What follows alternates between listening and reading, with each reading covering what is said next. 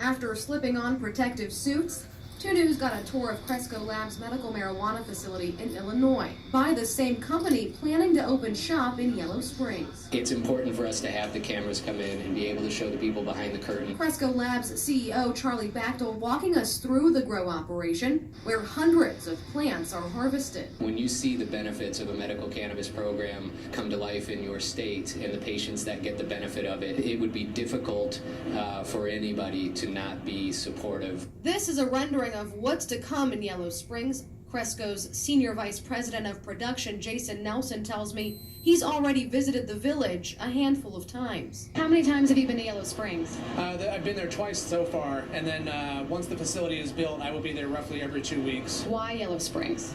Yellow Springs, community engagement and community involvement was really big part of our application process. More than 40 strains of marijuana go through the entire grow cycle inside the facility, producing medical-grade cannabis.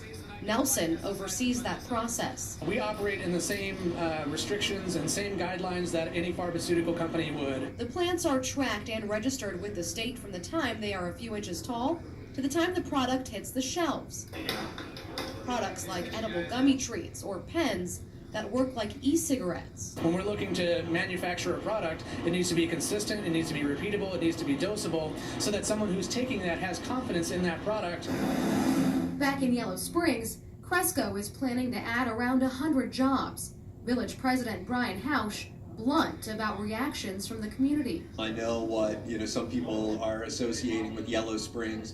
I think for us, it's very appealing, the whole medical marijuana story and what it can do for patients. Those patients will have to register with the State Board of Pharmacy. There are dozens of qualifying conditions like cancer, Alzheimer's disease, and post-traumatic stress disorder. What would you say to people in surrounding areas who are skeptical about this coming to Yellow Springs? We did our job of vetting it, across the board with our community, with the various stakeholders, and we're really excited to have Cresco coming to town.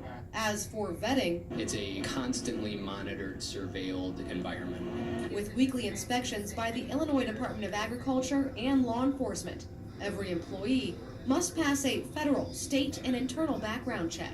We constantly work with our regulators to make sure that none of our products are making it into the wrong hands. I requested the inspection checklist from the Illinois Department of Agriculture.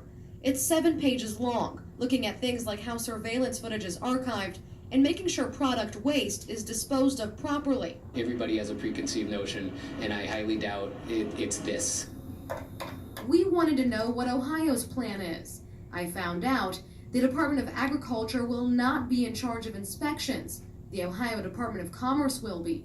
A spokesperson says specific details are in the works, and quote, the inspection process will ensure compliance with the Ohio Administrative Code, the Ohio Revised Code, local zoning requirements, and the licensee's application, end quote. The DEA could really come knocking down on these doors any second. Is that something that people of Ohio should be concerned about when it comes to having this cultivation site? I would have the utmost confidence that the way we do things here in Illinois and ultimately Ohio would stand up to federal scrutiny. Maytal Levy, 2 News, working for you.